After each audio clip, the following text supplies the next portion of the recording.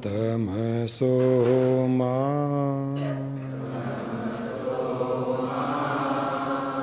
ज्योतिर्गमय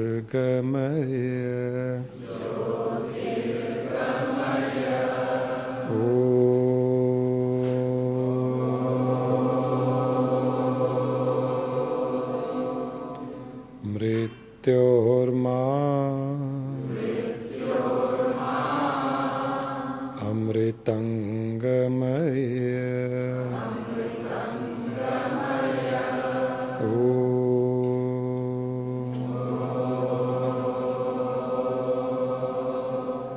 शांति शांति शांति।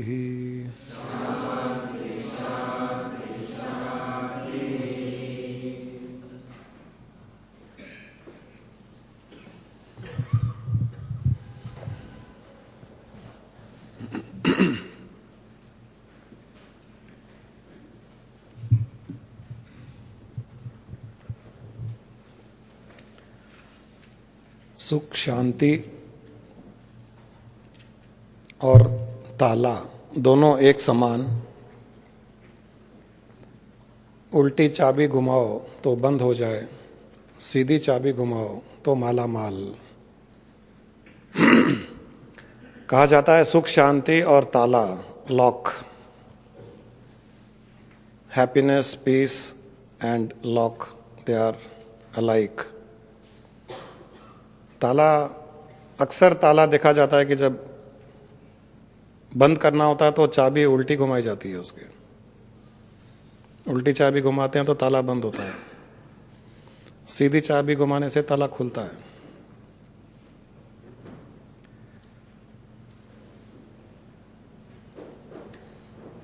मनुष्य सुख शांति में स्थित रहता है, पीसफुल है, हैप्पी है, जॉयफुल है, परंतु उसे पता नहीं चलता है कि वो सुख शांति में स्थित है। सुख शांति में स्थित रहते हुए इतना उसका आदी हो जाता है, वो इतना टेकन फॉर ग्रांटेड ले लेता है कि जब तक कुछ उल्टा न करे, वो जब तक उसकी सुख शांति छीन नहीं जाए।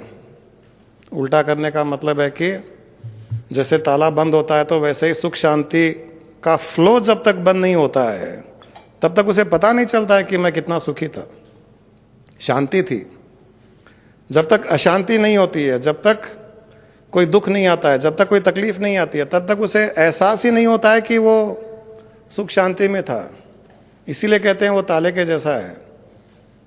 जब तक कोई उल्टा कुछ नहीं करेगा तब तक उसे पता नहीं चलता है कि सुख शांति क्या थी। हमें उल्टा करना नहीं है, लेकिन अक्सर लाइफ में एक्सपीरियंस ये किया गया है। हमारे पास जितना भी धन दौलत पैसा है,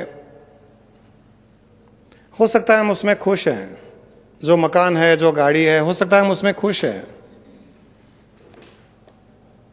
लेकिन उस खुशी का, उस सुख का पता हमको तब पता चलता है जब वो हमसे छीन जाते हैं, उसमें कोई कमी आ जाती है। हम सुखी हैं, व्यवहार अच्छा है,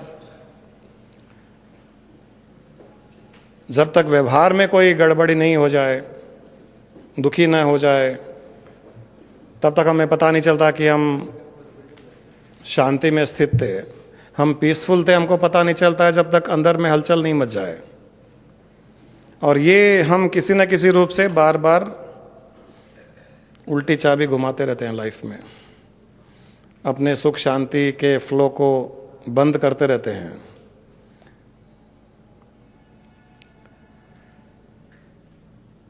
माँ बाप जब तक हैं तब तक उनके साथ में बुरा व्यवहार या किसी न किसी बात को लेकर के झगड़ा, वो हैं तब तक उनकी वैल्यू नहीं है।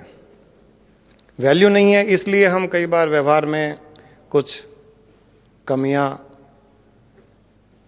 कुछ बुराइयां रख लेते हैं। लेकिन जब वो चले जाते हैं तब एहसास होता है कि उनके रहने के कारण कितनी सुरक्षा थी, कितना प्रोटेक्शन था, कितना प्रेम था, कितने हम निष्फिकर थे।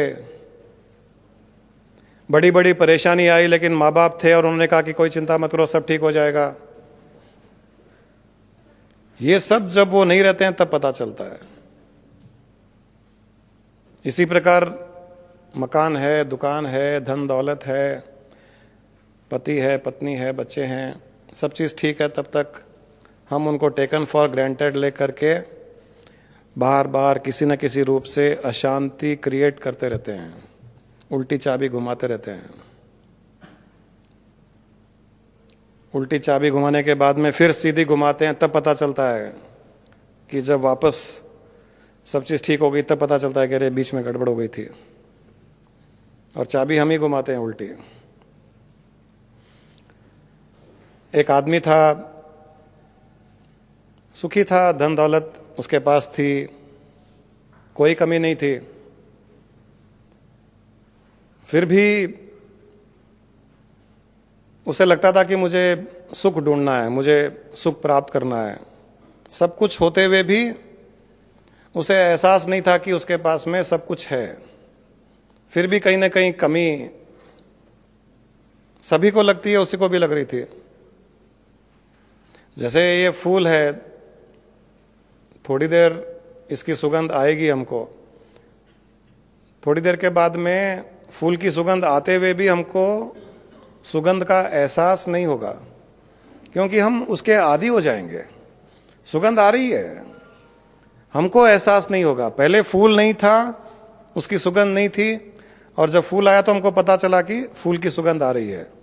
और फूल है, 1 घंटे तक यहाँ पड़ा रहेगा, लेकिन 10 मिनट के बाद में उस फूल की सुगंध नहीं आएगी, क्योंकि हम इसके आदी हो जाते हैं। जब तक ये फूल वापस उठा के नहीं ले जाया जाएगा या कोई गंदगी की स्मेल नहीं आएगी, तब तक पता नहीं चलेगा कि फूल की सुगंध आ रही थी। और गंदगी की स्मेल खत्म होने के बाद में फिर अगर फूल आएगा, लगेगा अरे वाह, फूल में सुगंध आ रही है। पहले भी आ रही थी, लेकिन आदी हो गए थे उसके। तो जब तक वो चली नहीं जाती है, हमको पता नहीं चलता है कि उसकी इम्पोर्टेंस कितनी थी। तो ये आदमी सुख शांति में जीवन बिता रहा था, धन दौलत, मकान सब था, फिर भी कहीं ना कहीं लग रहा था कि मैं सुखी नहीं हूँ। तो ऐसे ही सत्संग में भी जाता था, फिर कहीं किसी ने कहा कि सुख ध्यान करने में, थोड़े दिन ध्यान किया, फिर ध्यान का आदी हो गया। फिर किसी ने और कुछ कहा कि सुख उसमें है, सुख इसमें है, सब ट्राई किया। आखिर में एक साधु ने कहा कि सुख वैराग्य में है। जब तक वैराग्य उत्पन्न नहीं होगा, जब तक मोह नहीं छूटेगा, तुम्हारे पास जितना है जब तक उससे डिटैच नहीं हो जाओगे, तब तक सुखी नहीं हो पाओगे। तो अपनी पूरी संपत्ति पोटली में बांधी। गांव के बाहर कोई साधु था, बहुत नामी फेमस था साधु, कि वैरागी है वो साधु।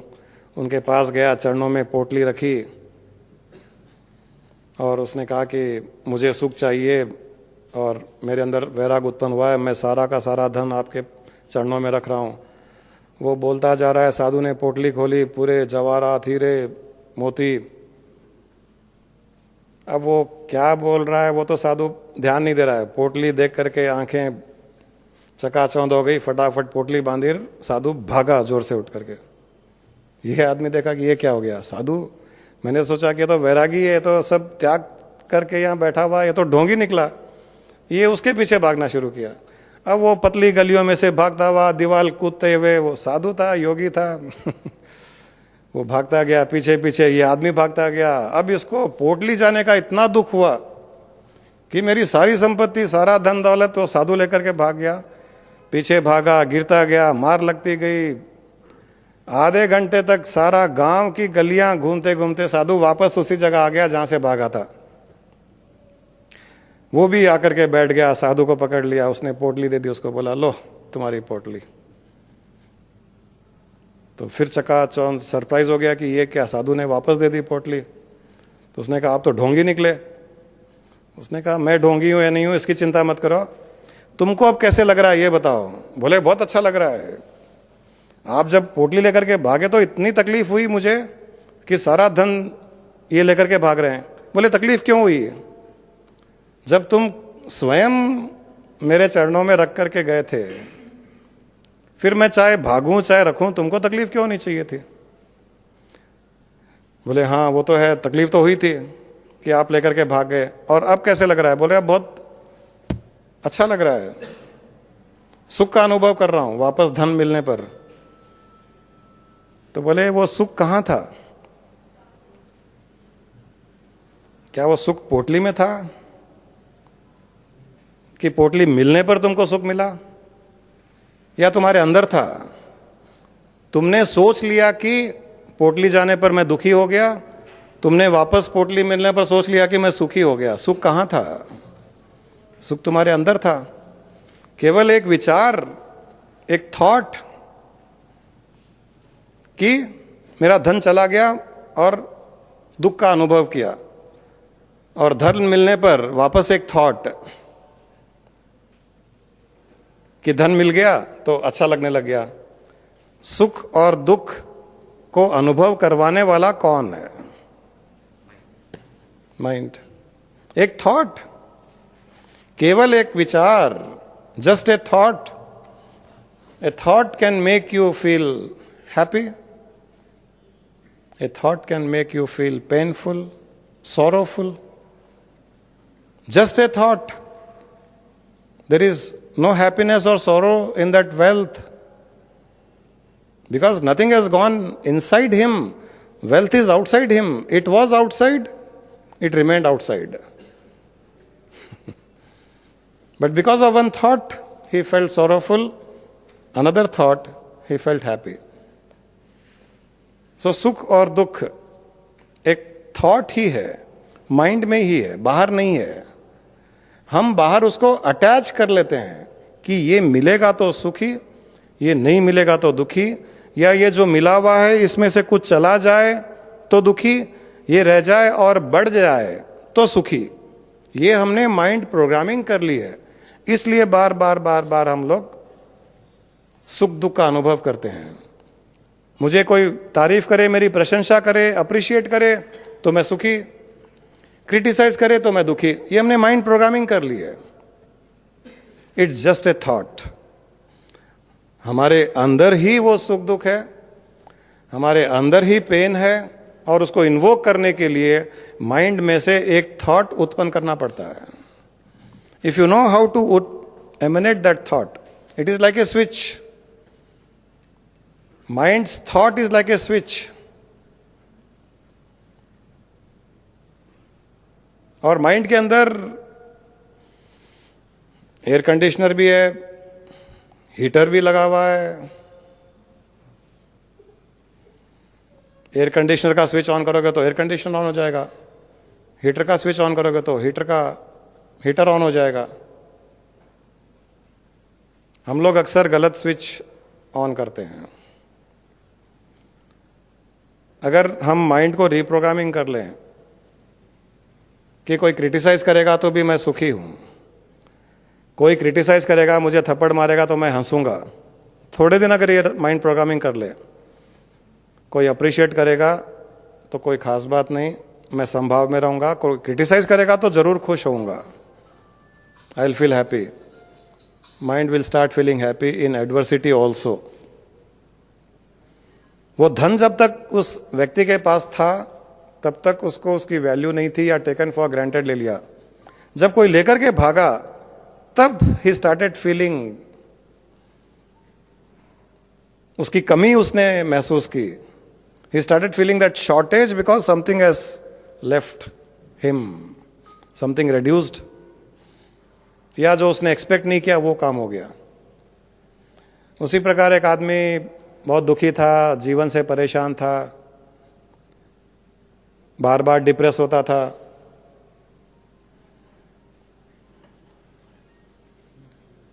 साधु संतों के पास जाता था। साधु संत कहते थे कि देखो लाइफ है, अप एंड डाउन चलता रहता है, लाइफ में खराब पीरियड आया तो अच्छा पीरियड भी आएगा। नहीं, लाइफ क्या है, लाइफ का कोई मतलब नहीं है, लाइफ एक जीवन एक बोझ है, जीवन में कोई सुख नहीं है। उन्होंने कहा जीवन में सुख है और तुम सुख का अनुभव भी कर रहे हो। बोला नहीं, कहां सुख का अनुभव कर रहा हूं। बोले तुमको पता नहीं चल रहा है लेकिन तुम सुख का अनुभव कर रहे हो। उसने कहा ऐसे कैसे हो सकता है कि मैं सुख का अनुभव कर रहा हूं और मुझे पता नहीं चल रहा है सुख का अनुभव कर रहा हूं। बोले कई मोमेंट्स हैं लाइफ में जहां तुम सुख का अनुभव करते हो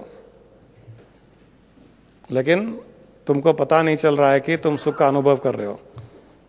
उसने कहा मेरी तो कुछ समझ में बात नहीं आ रही है आपकी। तो साधु ने कहा चलो मेरे साथ में। एक नदी के किनारे ले गया, उसका सिर पकड़ा, उसको पानी के अंदर सिर दबा दिया। अब वो 10 सेकंड के बाद उसकी सांस घुटने लगी, वो चिल्लाने लगा लेकिन छोड़ा नहीं, उसको और दबाया उसका सिर पानी के अंदर। अब वो तड़पने लगा, बोला छोड़ो छोड़ो छोड़ो, मुझे बचाओ, मैं मर रहा हूं, मैं मर रहा हूं। छोड़ा नहीं, साधु उसका सिर अंदर रखा पानी के अंदर। अब उसके मुंह से नाक से पानी जाने लग गया, एकदम अंधेरा छाने लग गया, हालत खराब, मरने जैसी हालत हो गई। सही में शायद जब मर जाता जब साधु ने छोड़ा उसको। इतनी तकलीफ उसको, मौत क्या होती है उसको उस समय पता चला। मौत के दर्शन किए उसने। वो जैसे ही बाहर निकला, सांस लिया, जो पानी पिया वो वॉमिटिंग की। 2 मिनट के बाद में जब थोड़ा नॉर्मल हुआ तो साधु ने पूछा आप कैसे लग रहा है। बोले अब अच्छा लग रहा है। बोले पहले भी अच्छा ही लग रहा था, जब तक मैंने तुमको मौत का अनुभव नहीं करवाया तब तक ऐसे ही अच्छा लग रहा था, लेकिन तुमको एहसास नहीं हो रहा था कि अच्छा लग रहा है। अभी भी तुम जिंदा हो, जीवन तुमको सुख दे रहा है और यही जीवन तुमको सुख दे रहा था 5 मिनट के पहले जब तुम मेरे पास में आए थे। मैं डिप्रेस्ड हूं, जीवन एक बोझ है, जीवन सुख भी दे रहा था। जब उससे अधिक तकलीफ दी गई, मौत के बराबर अनुभव करवाया गया, जब जीवन बाहर निकलने वाला था तब जो तड़प हुई, वापस जीवन मिला, तब तुमको अनुभव हुआ कि ये जीवन भी सुख दे रहा है। तो यही जीवन सुख दे रहा था तुमको। तो हमारी स्थिति कुछ ऐसी होती है कि जब हमको पता नहीं चलता है कि हम कितने सुखी हैं, कितने खुश नसीब हैं, हमारे पास हर चीज़ है, हर वो चीज़ है जो हमें सुख शांति दे सकती है, लेकिन उसकी वैल्यू नहीं, उसका मोल नहीं है हमारे पास। हम उसको प्रॉपर वैल्यू नहीं देते हैं। जब तक वो हमसे छीन नहीं जाए, जब तक कुछ अपसेटिंग चीज़ नहीं हो जाए, तब तक हम उसको वैल्यू नहीं देते हैं।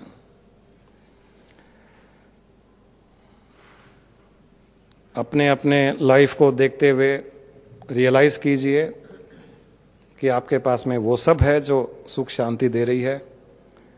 और ज़्यादा एक्सपेक्टेशन में दुख होगा, या जितना है वो मेरा है उसमें मोह डालोगे और उसमें से कुछ कम हो जाएगा तो भी दुख होगा। उल्टी चाबी घुमाना बंद कर दें। उल्टी चाबी घुमाने का मतलब है एक्सपेक्टेशंस रखना, एक्सेप्ट नहीं करना लाइफ को, व्यवहार अच्छा नहीं रखना, मोह रखना, अटैचमेंट। अनफेवरेबल सिचुएशंस आती है उसमें अपसेट हो जाना, हम जो करना चाहते हैं कोई नहीं करने देता है तो नेगेटिव हो जाना, ये सब उल्टी चाबी घुमाने जैसा है। इनको हम बंद करते ही लाइफ स्मूथली सुख शांति से बीतती है। परंतु उस सुख शांति में जो लाइफ बीतती है उसको डेली रियलाइज करना चाहिए कि मेरी लाइफ सुख शांति से बीत रही है। उसको टेकन फॉर ग्रांटेड न लेते हुए, या एडवर्सिटी को एक्सपीरियंस करके ही मैं सही था, सुखी था, वो भी अवॉइड करने की कोशिश करनी चाहिए।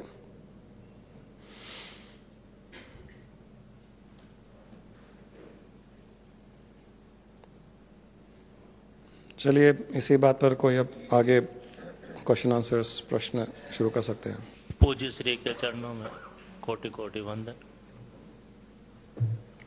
एक बहुत छोटी सी जिज्ञासा है। एक बहुत ही छोटी सी जिज्ञासा है।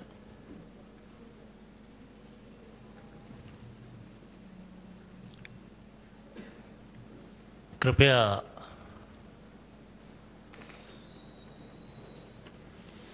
एक असमंजस की स्थिति थी।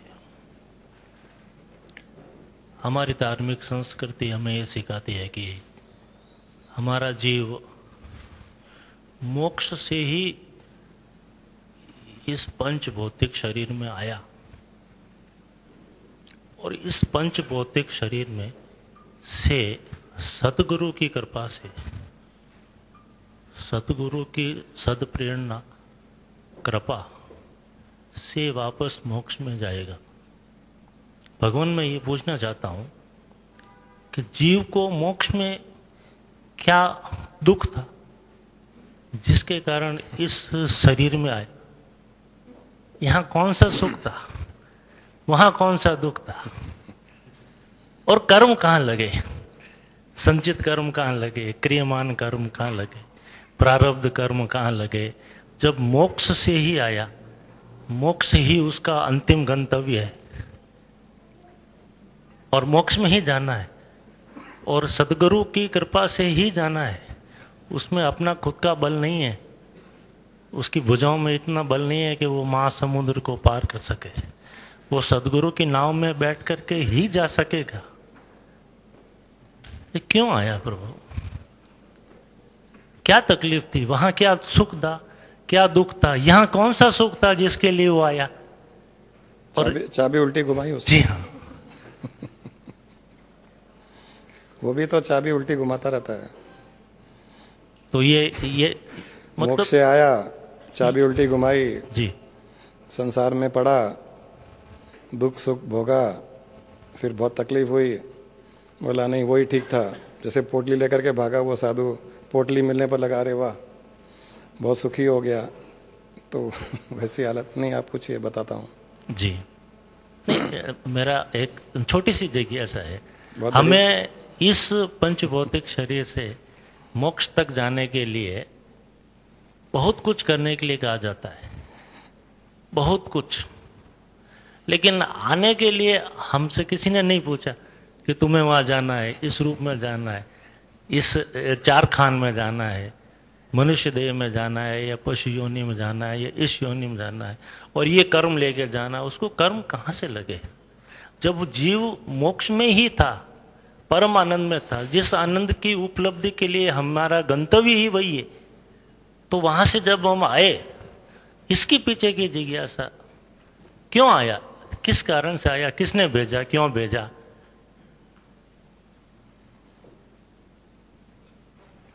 ये जिज्ञासा है, छोटी सी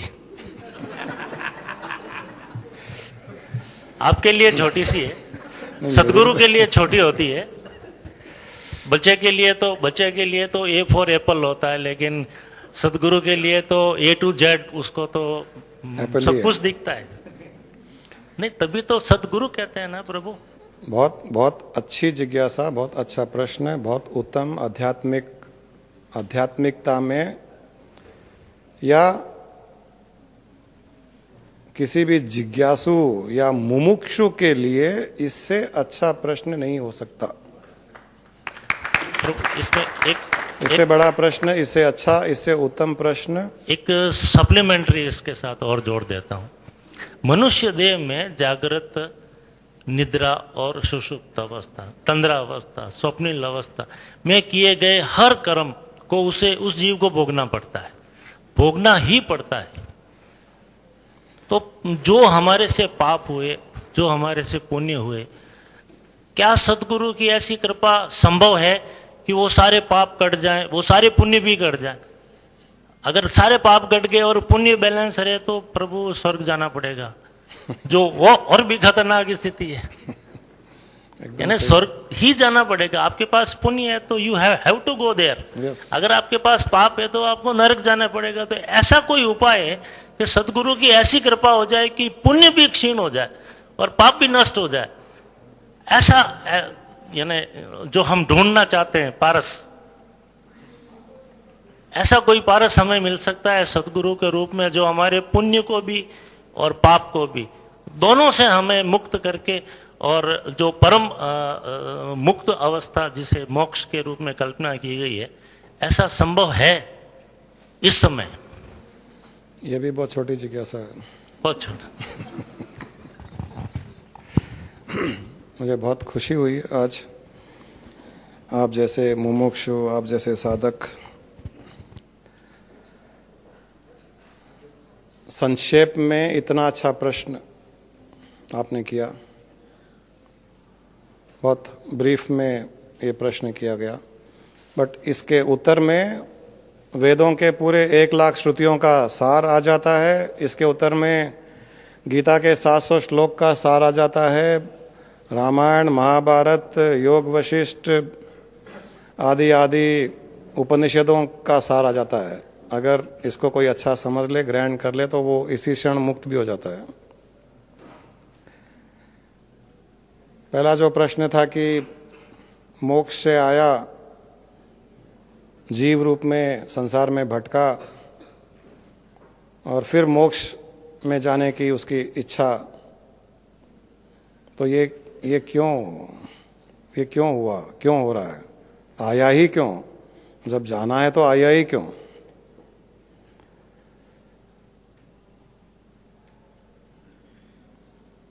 आम का बीज आपने कभी देखा होगा, या आम का पेड़ लगाया जाता है, आम का बीज जमीन में बोया जाता है।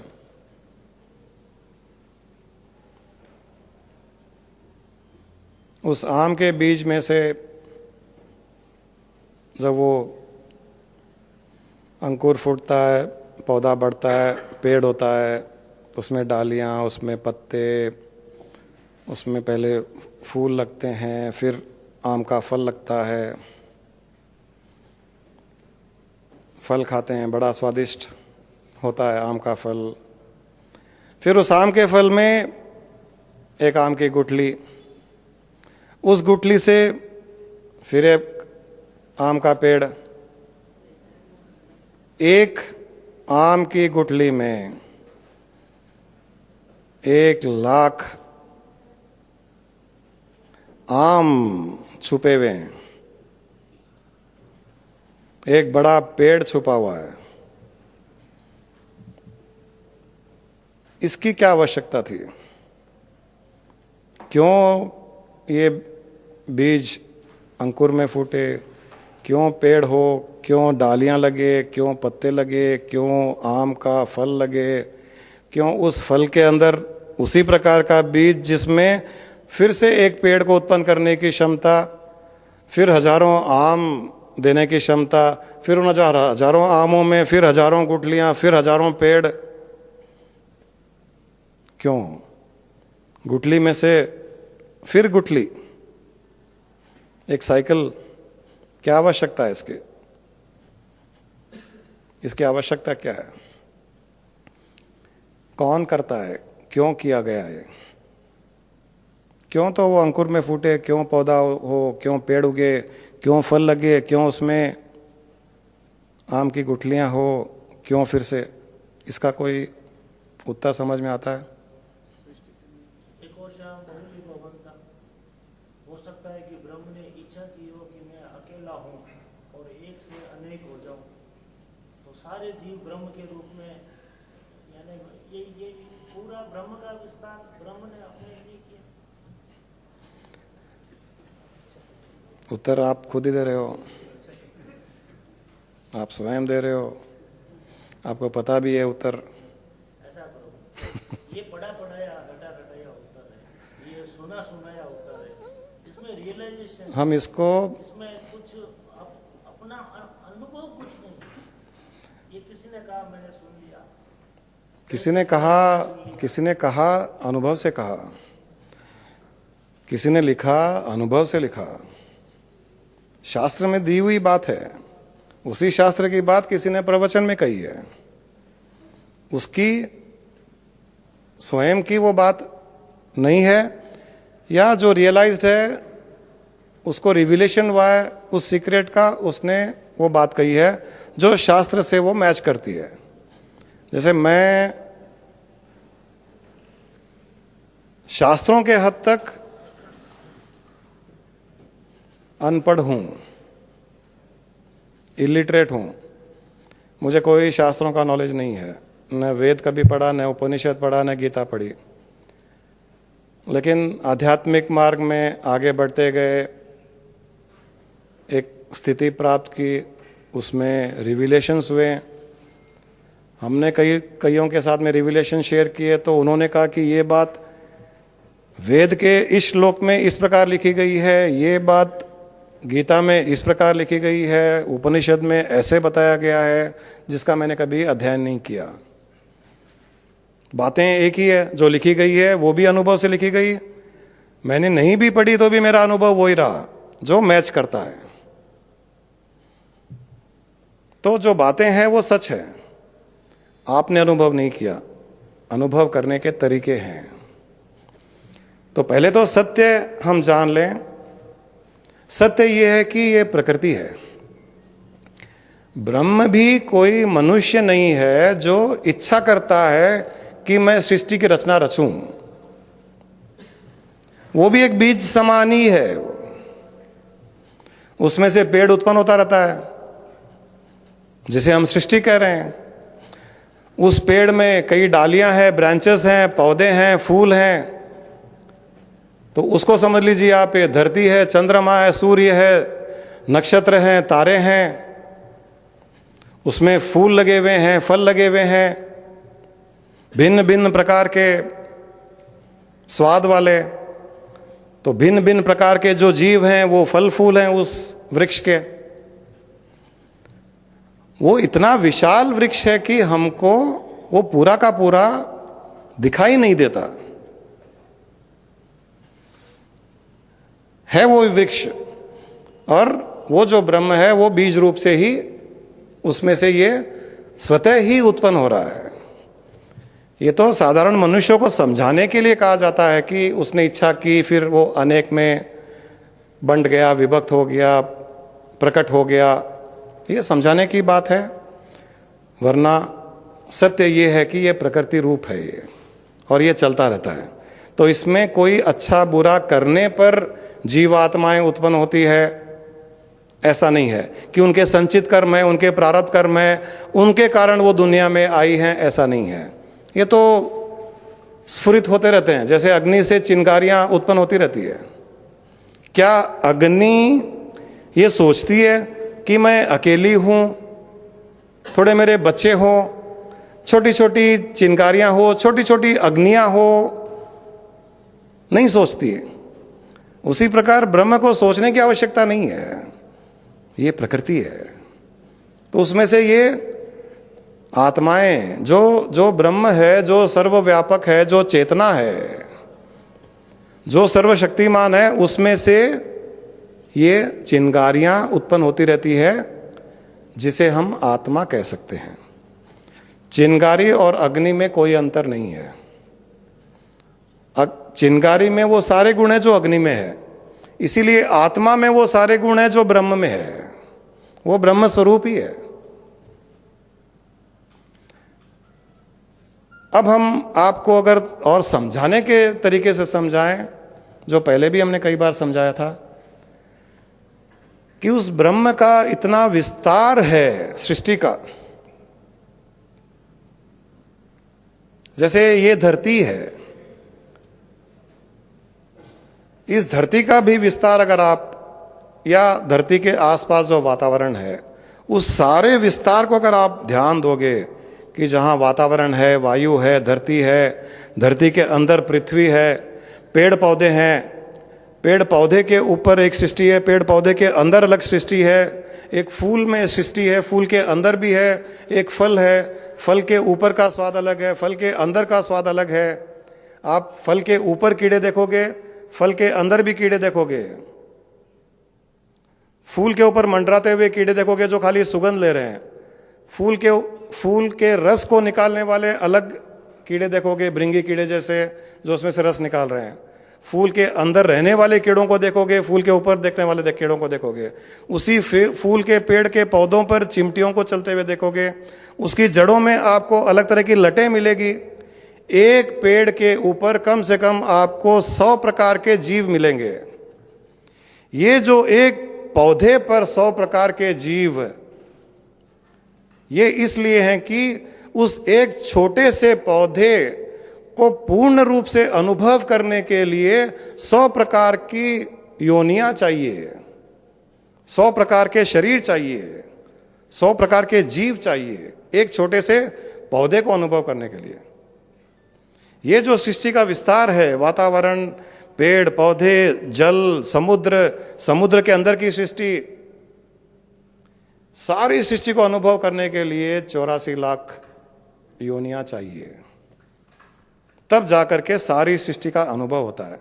तो वो ब्रह्म जब उसमें से सृष्टि उत्पन्न हुई, उसने कहा वाह सृष्टि तो बहुत अच्छी है, चलो इसको अनुभव करते हैं। लेकिन वो एक कोई भी ऐसा जीव नहीं बना जो धरती के ऊपर, धरती के अंदर, पानी के अंदर रह सके, जो हवा में उड़ सके। तो अलग अलग अलग अलग उन पंचभूतों से जो अलग अलग अलग अलग वस्तुएं बनी, उनके अनुसार शरीर बनते चले गए कि सारी सृष्टि को अनुभव किया जाए। और उस सृष्टि को अनुभव करने के लिए 84 लाख योनियां बन गई। फिर वो जीवात्मा एक योनि से लेकर के दूसरी में, दूसरी से लेकर के तीसरी, तीसरी से लेकर के चौथी, अपनी ही सृष्टि को अनुभव करने के लिए वो स्वयं उन भिन्न भिन्न योनियों में परिवर्तित होता चला गया। स्वयं ने शरीर बनाया उस प्रकार का जो शरीर पानी में रह सके। उसमें जो जीवात्मा है वो एक जैसी ही है, लेकिन शरीर ऐसा बनाया जैसे हमारी सबमरीन है। सबमरीन है, पानी के अंदर रहेगी लेकिन फ्लाई नहीं कर सकती है। प्लेन है, प्लेन उड़ रहा है लेकिन वो समुद्र के अंदर नहीं टिक सकता। तो वैसे ही उसने एक मछली के रूप में सबमरीन बना ली, और कई प्रकार के जल के जीव बना लिए, उड़ने वाले अलग बना लिए, प्लेन बना लिए, धरती पर चलने वाली गाड़ियां रूपी शरीर बना लिए। ऐसे करके 84 लाख शरीर बन गए। वही जीवात्मा उनमें से घूमती घूमती घूमती अपनी सृष्टि का अनुभव करने के पश्चात जहां से आया था वहां जाने का उसका एक साइकिल बनता है। आखिरी में वो मनुष्य योनि में आता है पूरा अनुभव करने के पश्चात। तो पहले बार जब पहली जीवात्मा उत्पन्न हुई, पहली बार उस मोक्ष से जब उत्पन्न हुई, उसने कोई कर्म नहीं किए। वो केवल और केवल अपनी ही सृष्टि का अनुभव करने के लिए, उसको भोगने के लिए उत्पन्न हुआ है। मनुष्य शरीर में आने के पश्चात धीरे धीरे उसमें एक अहम भाव आ गया और अपने आप को वो स्वतंत्र समझने लग गया अज्ञानता के कारण। उसके शरीर में इस प्रकार की बनावट है, उसके इंद्रियों में इस प्रकार का स्वभाव है कि वो अपने आप को सीमित अनुभव करने लग गया। बाकी 84 लाख योनियों में वो बुद्धि अहंकार ही नहीं थी, इसलिए उसको कोई परवाह नहीं थी, वो प्रगति करता चला गया। मनुष्य योनि में आते ही बुद्धि, अहंकार, मन, चित्त आदि के कारण धीरे धीरे वो माया में फंस गया, अपने आप को स्वतंत्र मानने लग गया और दुख सुख आदि, अच्छा बुरा, सही गलत, मेरे अनुसार, मैं, मेरा, ये सब उत्पन्न होने लग गया। यहां उसके कर्म शुरू हो गए। अगर ये मनुष्य योनि में कर्म नहीं करता तो अपने धाम वापस पहुंच जाता। यहां कर्म कर लिया उसने तो यहां फंस गया। अब जब फंस गया वो, उसको छुड़ाना भी आवश्यक है। तो उन्हीं फंसे हुए लोगों में से कोई छूट गया, वो गुरु बन गया। जो छूट गया उसकी इच्छा हुई कि चलो दूसरों को छुड़ाते हैं। वो गुरु बन करके दूसरे शिष्यों को उसने वो ज्ञान दिया, उनको याद दिलाया कि तुम कौन हो, तुम जो अपने आप को मनुष्य मानते हो, तुम मनुष्य नहीं हो, तुम पूर्ण ब्रह्म हो। फिर मनुष्य कहता कि मैं ब्रह्म हूं तो मैं अनुभव क्यों नहीं कर रहा हूं ब्रह्म स्वरूप का। तब वो उसको ध्यान, निधि ध्यासन आदि के द्वारा अनुभव भी करवाता है वो। और जब उसे उस अपना स्वरूप याद आ जाता है तो वो ब्रह्म में लीन हो जाता है, मोक्ष को पहुंच जाता है वो।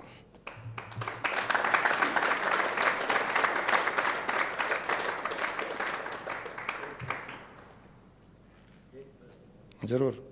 आपके और हमारे बीच में ये तो क्लियर हो गया क्या? हाँ, इसके इसके इसके आगे का आपके और हमारे बीच में एक ऐसा जनरेशन गैप है कि आप हमारी स्थिति समझ सकते हैं, अनुभव कर सकते हैं।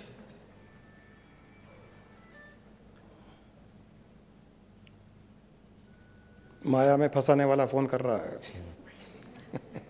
इसीलिए ये मेरा प्रश्न आया। मैंने उसकी बैटरी निकाल दी, लेकिन दूसरा माया बहुत शक्तिशाली होती है। वही मैं पूछ रहा हूँ, हम संसारी लोग इस काम, क्रोध, लोभ, मद, मोह, मत्सर और माया, इसके अंदर ऐसे फंसे हुए हैं जन्म से लेकर मृत्यु तक। हम चाहते हैं करना, होता नहीं, कर नहीं सकते, पाप पे पाप होता रहता है। छोटी सी लाल बत्ती का लोभ रखकर और बड़े से बड़ा पाप। एक रेड लाइट को क्रॉस करने का सबसे छोटा अपराध और मानव हत्या तक का जघन्य अपराध। अपराधों पर अपराध हर स्थिति में हम करते रहते हैं। ये जीव की करुणा जो है, ये जीव की जो स्थिति है, वो आप जिस स्थिति पर हैं वहां बैठ करके आप देख रहे हैं, समझ रहे हैं जीवों की ये स्थिति है। आपको करुणा होती है इन जीवों को किस तरीके से सही मार्ग मिले, कैसे सदगति हो, कैसे सन्मार्ग मिले। लेकिन ये जो आपका और हमारा बीच का जनरेशन गैप है, ये कैसे दूर हो सकता है? कैसे आपकी कृपा हो कि जीव आप तक आए, आपके मार्ग पे चले, आपके मार्ग पे आगे बढ़े और ये पाप कर्म को छोड़े, पुण्य को पकड़े, पाप को छोड़े। और पाप हमारे से इतने होते हैं, इतने झूठ बोलते हैं, इतना छल कपट, दम, अभिमान, यानी पूरा मन, चित्त और बुद्धि से हमारे से पाप होते रहते हैं। हम इससे कैसे बचें? इसके लिए आप हमारे को रास्ता बताओ, ताकि हम कुछ आपके पास आए तो कुछ ऐसी सद्बुद्धि लेके जाएं, ऐसा उद्धार हो हमारा कि हमारे को भी कुछ आगे रास्ता मिले। नहीं तो हम फंसे हुए, हम तो 84 लाख योनियों में फंसे हुए थे, आए गए, आवागमन होता गया, एक से एक हमारे को बहुत अच्छे से अच्छे हमारे को धार्मिक किताबें मिलती है, हमने पढ़ी। अगर किताबों में पढ़ा हुआ ज्ञान मिल गया होता, अगर 786 श्लोक अगर हमने गीता के पढ़ के कंठस्थ करके मोक्ष प्राप्त कर सकते थे तो लाखों करोड़ों मोक्ष पे चले गए होते। गीता को लिखने वाला, प्रिंट करने वाला, बाइंडिंग करने वाला, बेचने वाला अब तक मोक्ष का अधिकारी हो गया होता। रामायण को पढ़ने वाला मोक्ष का अधिकारी हो गया होता। कुरान और बाइबल को पढ़ने वाला भी मोक्ष का अधिकारी हो गया होता। हम सब ढूंढ रहे हैं एक सदगुरु को, एक ऐसे गुरु को ढूंढ रहे हैं जो हमें हमें हमें अपना अस्तित्व समझाए कि हम क्या हैं, क्यों हैं और हम कैसे यहां से निकल सकते हैं। हमारी जो पीड़ा है, आपका और हमारा जनरेशन गैप, जो मैं अपने शब्दों में अभिव्यक्त कर रहा हूं कि हमारी पीड़ा ये है, हम जान रहे हैं कि हम झूठ बोल रहे हैं, हम जान रहे हैं हम पाप कर रहे हैं, हम चोरी कर रहे हैं, हम छल कर रहे हैं, कपट कर रहे हैं, हमारा कोई उद्धार होने का कोई प्रश्न ही नहीं है, कोई चांस ही नहीं है। साक्षात भगवान आ जाए तो हमारा उद्धार नहीं कर सकता, लेकिन सदगुरु कर सकता है। ये हमारी एक तो अक्ल है। अगर इतना विश्वास है कि सदगुरु कर सकता है तो पार लग जाओगे। हाँ, फिर तो चिंता करने की आवश्यकता ही नहीं है। वही सदगुरु की मेरी प्रार्थना है कि ऐसा सदगुरु जो जिसको नाम जहाज कहा था, नानक नाम जहाज है, या किसी ने हर संत ने कहा, कबीर ने कहा, नानक ने कहा, हर महापुरुषों ने कहा, तीर्थंकरों ने कहा। तीर्थंकरों ने तो करोड़ों करोड़ों जीवों को, आत्मा को मोक्ष पहुंचा दिया। ऐसा मोक्ष संभव तीर्थंकरों से संभव है तो सदगुरु से संभव क्यों नहीं है? क्यों नहीं है? वही तो पूछ रहे हैं हम कि आपका हमारा जनरेशन गैप मिटाइए, हमारी करुणा को आप सुनिए। हम चोर हैं, हम झूठ हैं, हम छल हैं, कपट है, हम आपके साथ भी छल कपट करते हैं। आपके साथ जो वार्तालाप हो रही है, हमारे मन में कुछ है, हम सुन कुछ रहे हैं, सोच कुछ रहे हैं, कर कुछ रहे हैं। आपके साथ भी हम छल कपट कर रहे हैं, हम आपसे भी माया मांग रहे हैं, आपसे भी हम धन दौलत मांगते हैं, आपसे भी हम मांगते हैं हमारी दुकान में वृद्धि हो, हमारे व्यापार में वृद्धि हो, हमारा बेटा कमाने लायक बन जाए, हमारे बेटी की अच्छी जगह शादी हो जाए, ये सांसारिक माया तो हम मांग ही रहे हैं और आपसे भी मांग रहे हैं, लेकिन हम आपसे माया नहीं मांग रहे, हम आपसे मोक्ष मांग रहे हैं। आप हमें माया से छुड़ा के मोक्ष की ओर लेके जाइए। वही कर रहे हैं हम तो, हमारा तो बिजनेस ही वही है जी। मेरी दुकान तो उसी पे चल रही है। आप तो शायद आज आए हो, पहले भी मैं आए पहली बार आया हूँ, पहली बार आए हो। इसीलिए तो यहाँ पर जो लोग बैठे हैं 4-4, 5-5 साल से आ रहे हैं, कोई 2 साल से आ रहे हैं, और कईयों की स्थिति मानसिक परिस्थिति आपके जैसी थी, और आज आपके जैसी मानसिक स्थिति या जो आप बखान कर रहे हो आपकी उतनी बुरी नहीं है जितनी आप लोगों के बिहाफ पर बात कर रहे हो, मुझे पता है। लेकिन कईयों की ऐसी स्थिति थी और आज वो अपनी ब्रह्म स्थिति, ब्रह्म स्वरूप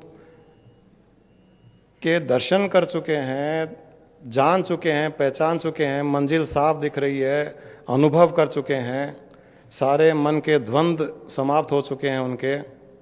जो द्वंद्व आपने अभी जो प्रकट किए उससे भी 10 गुना अधिक द्वंद्व उनके मन में चल रहा था, जो आज मन एकदम शांत है, जीवन को बहुत अच्छी तरह से मुक्ति भाव से जी रहे हैं, और उनको पूर्ण रूप से विश्वास है कि हमारा मोक्ष निश्चित है, क्योंकि उन्होंने उसको अनुभव भी किया। तो जहाँ पर हमें ये प्राप्त होता है वहाँ हमको जाना पड़ता है। आपने कहा कि आप हमारी बात क्यों नहीं सुनते हो, मैं तो कहता हूँ मैं तो आपकी बात सुन रहा हूँ। मैं ये कहता हूँ कि आप मेरी बात भी सुनने के लिए आ जाया कीजिए कभी कभी। आप अगर उन संतों के पास चले जाओगे जिनकी बात आपको सुननी है और आप उनकी बात सुनोगे और जीवन में अमल करने लग जाओगे, आपका रास्ता साफ हो जाएगा। अगर सद्गुरु की उंगली पकड़ ली, समझ लीजिए आप उसी क्षण मुक्ति और मोक्ष के मार्ग पर आप चलना प्रारंभ कर देते हो। आपको मन में ये बात लाने की आवश्यकता नहीं पड़ती है कि मेरे पाप कैसे खत्म होंगे, मेरे पुण्य कैसे खत्म होंगे। संचित कर्म जो लाखों जन्मों को देने वाले हैं, हमारे संचित कर्म इतने होंगे जो और लाखों जन्म हमको देंगे तो भी समाप्त नहीं होंगे, इतने संचित कर्म होंगे। वो किस प्रकार खत्म होंगे, फिर कब मोक्ष मिलेगा, मुक्ति मिलेगी, उसकी भी आपको चिंता करने की आवश्यकता नहीं है। सद्गुरु की उंगली पकड़ ली मतलब आपकी नैया पार। और मैं ये भी कह दूं कि नैया पार इसी जन्म में, 10 जन्मों के पश्चात नहीं, इस जन्म में भी बहुत जल्द, जीवित रहते हुए, मुक्ति के मरने के पश्चात नहीं, मृत्यु के पश्चात नहीं, जीवित रहते हुए यहां बैठे बैठे ही आप एक दिन कहोगे कि मेरी मुक्ति हो गई, मैं मुक्त हूं। हम तो इस बात में विश्वास रखते हैं और ऐसा ही होगा। अगर कोई दृढ़ निश्चय लेकर के आया है और उसे चाहिए वो, तो उसको जरूर मिलेगा। चाहिए नहीं केवल अपनी बुद्धि प्रकट करने के लिए, बुद्धि की वार्तालाप तर्क वितर्क करने के लिए कोई आया है तो उसको नहीं मिलेगा। लेकिन जो जेन्युइन कस्टमर है उसको तो वो प्रोडक्ट मिलेगा ही मिलेगा जो उसको चाहिए, इसमें कोई राय नहीं है। भगवान कृष्ण ने भी कहा है गीता में, यथे धांसी सम्मिधो अग्नि भस्म सात कुरुते अर्जुना, ज्ञानाग्नि ही सर्व कर्माणि भस्म सात कुरुते तथा। कि हे अर्जुन, जिस प्रकार अग्नि में हर प्रकार के ईंधन जल करके भस्म हो जाते हैं, उसी प्रकार ज्ञान की अग्नि में सारे के सारे संचित कर्म जल करके भस्म हो जाते हैं। अहम ब्रह्मास्मि विज्ञानात् कल्प कोटिशत आर्जितम संचितम विलयम याति प्रबोधात् स्वप्न कर्मवत। कि जैसे ही मैं ब्रह्म स्वरूप हूं ये ज्ञान हो जाता है, उसी क्षण लाखों करोड़ों जन्मों में किए हुए कर्मों का विलय हो जाता है। जिस प्रकार स्वप्न में लाखों करोड़ों कर्म करने पर भी जाग जाने पर उन कर्मों का विलय हो जाता है, वो ये सोच करके कि ये कर्म तो स्वप्न रूप थे, मैंने नहीं किए, आपने कर्म किए। जब हम स्वप्न में होते हैं तब हम कर्म करते हैं। एकदम सही कहा आपने। पहले आपने कहा जागृत स्वप्न आदि में हम कर्म करते हैं, इनसे कब छुटकारा होगा? स्वप्न कर्म से हमारा छुटकारा जागते ही हो जाता है। क्यों होता है? आप जब स्वप्न में थे, क्या तब आपको एहसास था कि आप स्वप्न देख रहे हो? उस समय जब स्वप्न में थे, तब जब स्वप्न में थे तब आप कर्म कर रहे थे, किसी को मार रहे थे, कोई गाली दे रहा था, आप भाग रहे थे, कोई आपको मार रहा था, आप पैसे छीन रहे थे, कुछ ना कुछ कर रहे थे। और जो भी कर रहे थे उस समय भावना भी उसी प्रकार की थी। तो जब स्वप्न में थे तब जो कर्म कर रहे थे, जाग जाने पर वो कर्म नष्ट कैसे हो गए? बताइए। ज्ञान के कारण कि अज्ञानतावश स्वप्न में देख रहा था, इसीलिए नष्ट हो गए ना। तो जब ब्रह्म भाव में हम स्थित हो जाते हैं तब कहा जाता है कि ये जागे हुए भी सो रहा था। ब्रह्म स्वरूप में स्थित होते ही अरे ये क्या हो गया, मैं तो ब्रह्म हूं, मैं चेतन आत्मा हूं, और चेतन आत्मा कभी कोई कर्म कर ही नहीं सकती, वो तो इंद्रियों से बुद्धि से परे है। तो शरीर ने कर्म किए, और जब मैं शरीर हूं ही नहीं, न पहले था शरीर न अब हूं, अज्ञानता में मैंने सोच रखा था कि मैं शरीर हूं। जैसे ही ये ज्ञान उत्पन्न होता है उसी क्षण लाखों जन्मों में किए हुए संचित कर्म नष्ट हो जाते हैं। जिस प्रकार जगने पर स्वप्न में किए हुए कर्म नष्ट हो जाते हैं एक क्षण में। आपको तो मुक्ति उसी समय मिल गई। आपको 1,00,000 जन्म लेने की आवश्यकता ही नहीं है। संचित कर्म चाहे कितने भी हो, आपको अगला जन्म भी लेने की आवश्यकता नहीं है। मुक्त हो गए आप तो। ये भाव आपको मुक्ति देने वाला है। इस एक भाव को पकड़ लीजिए, बाकी शास्त्रों को छोड़ दीजिए, प्रवचनों को छोड़ दीजिए, ध्यान को छोड़ दीजिए, वैराग्य को छोड़ दीजिए, व्रत को छोड़ दीजिए, मंदिर जाना छोड़ दीजिए, पुण्य कर्म करना छोड़ दीजिए। कुछ करने की आवश्यकता नहीं है। केवल इस भाव को उत्पन्न करते जाइए कि मैं ब्रह्म स्वरूप हूं, मैं चेतन आत्मा हूं। 24 घंटे अगर आपने इस भाव को लाने का प्रयास किया, गारंटी मेरी है 30वें दिन आप ब्रह्म स्वरूप हो जाओगे।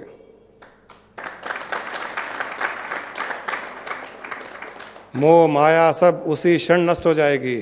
काम क्रोध लोभ सब एक क्षण में, जैसे पेड़ से सूखे पत्ते गिरते हैं उस प्रकार गिर जाएंगे।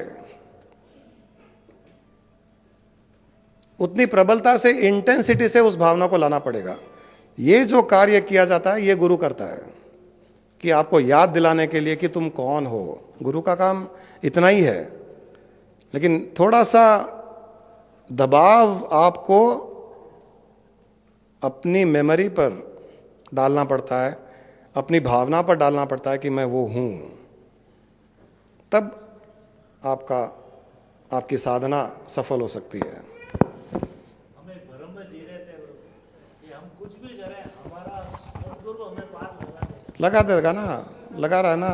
कुछ भी करें ना करें, कुछ नहीं करें और कुछ भी करें, लेकिन हमारा सद्गुरु तो जब उसने हमारी बाँह पकड़ ली है तो वो हमें पार लगा ही देगा। इसीलिए मैंने कहा है पहले, सद्गुरु जैसे एक लकड़ी का टुकड़ा होता है। लकड़ी का टुकड़े को आप पानी में डाल दीजिए, वो डूबता है क्या? वो तैरता है पानी में। एक खीला ले लीजिए, उसको पानी में डाल दीजिए, वो डूब जाएगा। हमको उस किले को तैराना है। तो या तो उस किले को हम लकड़ी बनाएं कि तैरना सीख जाए, उसमें हो सकता है 1000 वर्ष 10,000 वर्ष लग जाए लकड़ी को, हम किले को लकड़ी बनाए या उस किले को लकड़ी पर ठोक दें।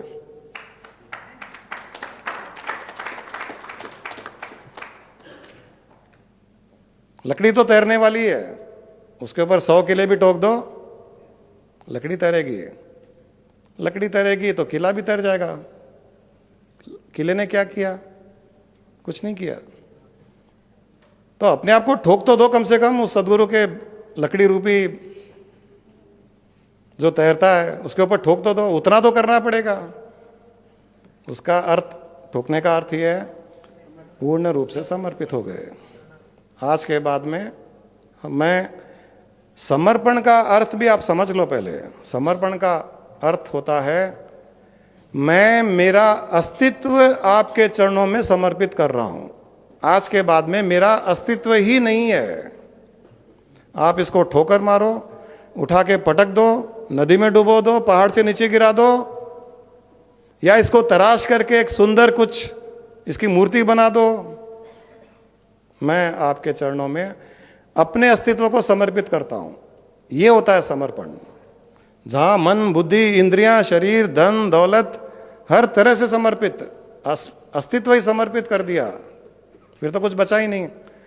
अपना अहंकार समर्पित कर दिया, बुद्धि समर्पित कर दी, आज के बाद में कोई प्रश्न नहीं। आप जो बोलोगे वो करूंगा, कल्याण हो जाएगा।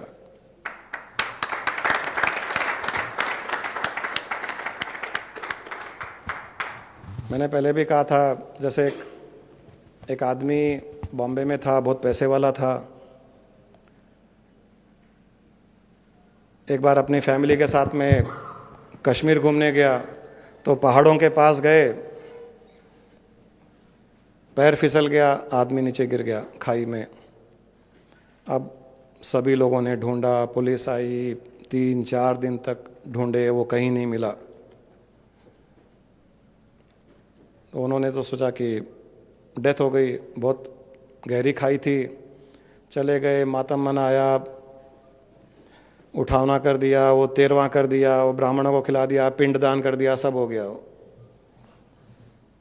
फोटो भी लगा दी बड़ी सारी, फूलमाला भी चढ़ा दी उसके।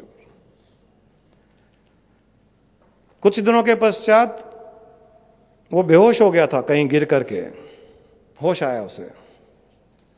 चूंकि वो खाई में गिरा, झाड़ियों में गिरा, कपड़े फट गए थे, बाल बढ़ गए, एकदम अजीब हो गया था। होश आया तो किसी न किसी तरह से वो वापस पेड़ों को पकड़ पकड़ करके ऊपर चढ़ा, रास्ते पर आया। कुछ लोगों ने देखा कि तकलीफ़ में है तो उसको कुछ पैसे दिए, भूख लगी हुई थी, गया कहीं खाना खाया। गिरने के कारण उसकी याददाश्त चली गई। 1000 करोड़ की पार्टी है बॉम्बे में, बंगलो है, गाड़ियां है, मर्सिडीज, नौकर चाकर, यहां भिखारी बन गया, याददाश्त चली गई। अब उसको पता नहीं मैं कौन हूं, वो तो गलियों गलियों भटक रहा है, लोग पैसे दे रहे हैं, कोई खाना दे रहा है, कोई कपड़े दे रहा है। थोड़े दिनों के पश्चात एक मंदिर के पास जाकर के बैठ गया, वहाँ भीख मिलने लग गई। सुबह शाम बैठता है, शाम को खाना खाता है, जिंदगी चल रही है। 2 साल के बाद में उसका एक मित्र वहाँ घूमने आया और घूमते घूमते उसी मंदिर में आया। वापस जब जा रहा था तो उसकी नज़र उस पर पड़ी। नज़र पड़ते ही उसे एहसास हुआ कि ये तो मेरा दोस्त है, जो इतना बड़ा आदमी है, पैसे वाला है, ये यहाँ कैसे बैठा है। थोड़ी दाढ़ी बड़ी हुई थी लेकिन पहचान लिया। तो उसने उसको बोला कि तुम यहाँ क्यों बैठे हो? तो उसने बोला कि तुम कौन हो? बोला मुझे नहीं पहचानते, मैं तुम्हारा दोस्त हूँ। बोला नहीं, मैं तो नहीं पहचानता, क्योंकि उसकी तो याददाश्त चली गई थी। इसने पहचान लिया तो उसको लेके गया, नाई की दुकान ले गया, वहाँ शेविंग कराई, बाल कटाए, तो वो कहा वही, पहचान लिया उसको। बोला चलो तुम यहाँ क्यों भीख मांग रहे हो? तुम तो बहुत बड़े आदमी हो, तुम्हारे पास तो गाड़ी बंगला पैसा बहुत कुछ है, तुम चलो। उसने देखा अपने को क्या लगता है, यहाँ तो रोज 100-200 मिलते हैं, ये बोल रहा है 1000 करोड़ है तुम्हारे पास में। बोला चलो, आ गया। लेकिन वो तो किसी को पहचान नहीं रहा था, तो उसको उसके घर में लाए, उसको रखे वहाँ पर घर में। डॉक्टर को दिखाया। डॉक्टर ने कहा कि इसको रोज इसकी पुरानी बातें याद दिलाओ। कि ये कौन था, क्या था, इसके जो परिचित लोग हैं उनसे मिलाओ, ऑफिस ले जाओ, शायद धीरे धीरे धीरे उसकी याददाश्त आ जाए। तो पुरानी उसके एल्बम दिखाने लगे उसको, शादी की एल्बम दिखाई, उसने पहचाना है तो मैं ही हूँ। फिर ऑफिस ले गए, फिर ऐसी ऐसी जगह ले गए जहाँ वो जाया करता था। रोज़ उसको कहते थे तुम्हारा नाम ये है, हम तुम्हारे बच्चे हैं, हम तुम्हारी पत्नी है, आदि आदि। धीरे धीरे धीरे धीरे धीरे एक एक एक एक कर करके उसकी याददाश्त वापस आ गई। तो कहा जाता है कि वो ब्रह्म मनुष्य रूप में इसी प्रकार खाई से गिरा था, सिर पर चोट आने से भूल गया, उसको वापस ला करके जिसने याद दिलाया वो गुरु रूप है। उसको याद दिला रहा है तुम भिखारी नहीं हो, तुम इस सृष्टि के मालिक हो, तुम स्वयं वो हो जिससे सृष्टि उत्पन्न होती है। तुम अपने आप को भिखारी मान रहे हो, इस मानने के कारण ही तुम भिखारी स्वरूप हो गए हो। इस भिखारी स्वरूप से अपने आप को हटा करके ब्रह्म स्वरूप मानना शुरू कर दोगे, ब्रह्म स्वरूप हो जाओगे। तो ये जो कार्य याद दिलाने का किया जाता है ये गुरु करता है, बार बार यही करता है गुरु। तुम ब्रह्म हो, तुम आत्मा हो, तुम चेतना हो। हम ध्यान करवाते हैं उसमें भी यही करवाते हैं, सत्संग में भी ये बातें होती है, और कईयों ने अनुभव भी किया अपने स्वरूप का। आप भी करोगे एक दिन।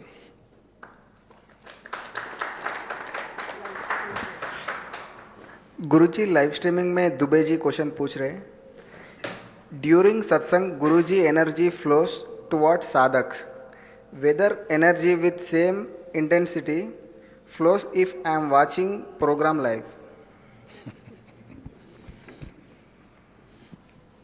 वो अगली बार से आना नहीं चाहते हैं, बेसिकली अपना पेट्रोल का खर्चा बचाना चाहते हैं।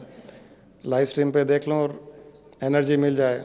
Yes, it flows with the same intensity.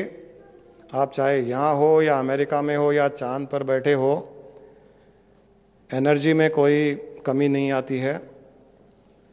गुरु की एनर्जी वही है, प्रॉब्लम एक ही है, रिसीवर की एनर्जी कम ज़्यादा होती है।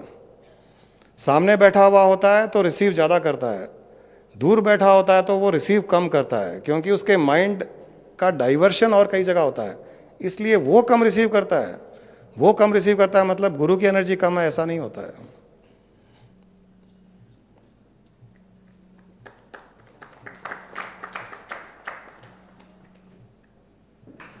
Pranam Guruji.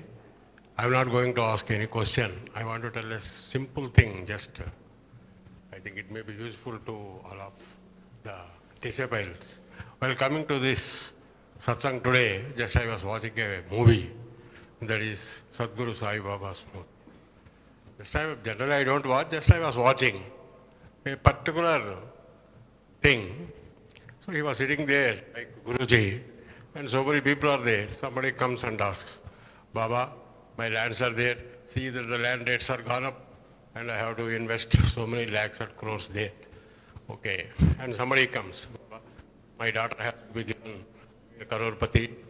Like that they were telling so many desires they were expressing and asking the Baba's blessings. So finally one person has come with a donkey. He brought some donkey. Baba, this donkey is asking something. We have blessed all these people so many things. These also want something. So what is that? He asked. So it is doing a lot of service to its Prabhu. So now it is tired. So it wants 1,00,000 rupees to enjoy its rest of the life. So come on. So he asked, demanded Baba, give it to me immediately. So this fellow is, Baba is also, okay, I will give. When you will give? Now, right now or evening?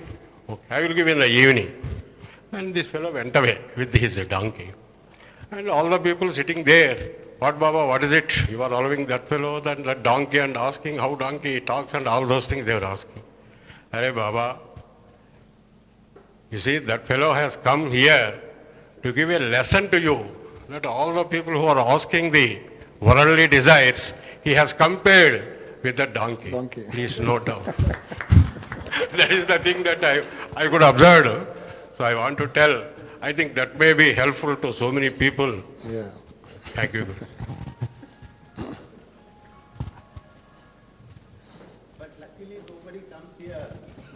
Yeah.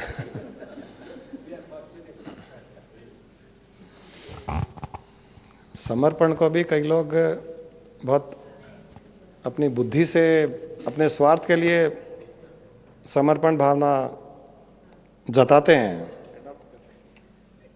जैसे एक छोटी सी कहानी है। एक मंदिर में एक पुजारी था, मस्जिद में एक मुल्ला था और चर्च में फादर था। फादर बेचारा चर्च में ही रहता था, वहीं सोता था, वहीं खाता था। जो मस्जिद में मुल्ला था, थोड़ा अच्छा अपना घर था, उसका एक गाड़ी थी। सबसे अच्छा लाइफ वो पुजारी जीता था। उसके पास कई प्रॉपर्टीज, बंगलो, गाड़ियाँ, शॉफर ड्रिवन। तो एक बार तीनों मिले तो उन्होंने पूछा, ये इतना फर्क क्यों है? तीनों ही भगवान के समर्पित हो, ईश्वर के, अल्लाह के समर्पित हो, फिर इतना फर्क क्यों है? तो किसी ने फादर को पूछा कि आप क्या करते हो? आप तो गॉड के समर्पित हो, फिर ऐसा क्यों? आप भी अच्छी लाइफ क्यों नहीं जीते हो? भगवान ने पुजारी को तो इतनी अच्छी लाइफ दी और आप ऐसे क्यों? तो उसने कहा, see when I am in church I have kept 2 boxes। एक पे लिखा हुआ है 1 फॉर द गॉड, दूसरे पे लिखा हुआ है 1 फॉर द फादर। तो जो भगवान के उसमें डालता है वो भगवान को जाता है, जो फॉर द फादर है उसमें जो डालता है वो मुझे मिलता है। उसमें से जो मिलता है मैं उसमें गुजारा करता हूँ मेरा अपना। बोले कितनी अच्छी भावना है देखो। तो मस्जिद के मुल्ला को पूछा, भाई तुम क्या करते हो? बोला, मैं मस्जिद में 2 चादर बिछा देता हूँ, एक अल्लाह के लिए, एक मेरे लिए। जो लोग रुपए अल्लाह के लिए फेंकते हैं वो मस्जिद को दे देता हूँ, जो मेरे लिए फेंकते हैं वो लेकर के मैं अपना काम चलाता हूँ। उसी में मेरा घर गृहस्थी मेरी चलती है। पुजारी को पूछा, तुम क्या करते हो? बोला, मैं इन लोगों के जैसे कुछ नहीं करता, हमारे पास तो एक ही हुंडी है, मैं तो पूरा भगवान के ही समर्पित हूँ। तो बोले, फिर इतनी प्रॉपर्टीज, ये गाड़ियाँ, मर्सिडीज आपके पास में कहाँ से आई? देखिए, बोला, मैं क्या करता हूँ, सुबह से शाम तक जो हुंडी में पैसा आता है, शाम को निकालता हूँ, एक पोटली में डालता हूँ और पोटली को हाथ में रख के मंदिर के बाहर जाता हूँ और भगवान को कहता हूँ कि हे भगवान, ये सब तुम्हारे नाम पर चढ़ावा आया है, ये मैं तुमको भेज रहा हूँ, इसमें से जो तुमको देना है मुझे वापस दे दो। वापस तो पूरी पोटली की पोटली आती है। तो रोज मैं यही काम करता हूँ, हे ईश्वर, ये तुम्हारे नाम पर चढ़ावा आया है, इसमें से जो मुझे देना है दे दो। कितनी अक्ल देखो लगाई उसने। तो मैं मेरा काम चला लेता हूँ। अर्जुन, प्रणाम गुरुजी। आज आपके जवाब में मैं फंस गया। फंसोगे नहीं तो हमारी दुकान बंद हो जाएगी। आपने कहा था कि हर चीज़ यहाँ पे एक प्रकृति है, जो बीच से पेड़ आ रहा है, ऐसे आ रहा है। यहाँ तक ठीक था जब तक जानवर की योनि में है, फिर ये फाइनल क्लाइमैक्स में ट्विस्ट क्यों दिया कि आदमी की योनि में दे दिया, जहाँ पे सारी इंद्रियां हैं। अगर ये एक नहीं देते तो पहले ही मुक्ति मिल जाती ना।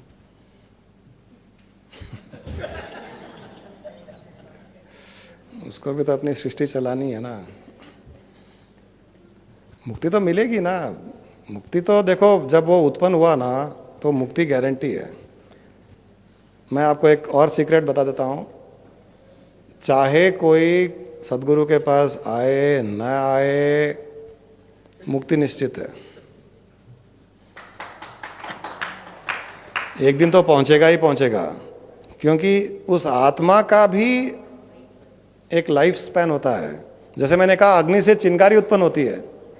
आप कुछ भी मत करो, चिंगारी 1-2 सेकंड, 5 सेकंड, जितनी उसकी इंटेंसिटी होगी, उतनी देर के पश्चात में उसकी इंटेंसिटी ख़त्म हो जाएगी, वो वापस उस अग्नि में लीन हो जाएगी। उसी प्रकार ये ब्रह्म से आत्माएं उत्पन्न होती है, उनकी एक लाइफ स्पैन होती है।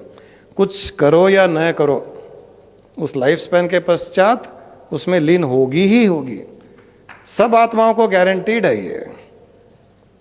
हम जो दूसरी आत्माएं जो काफ़ी दुख सुख कष्ट सहन कर रही है, उनको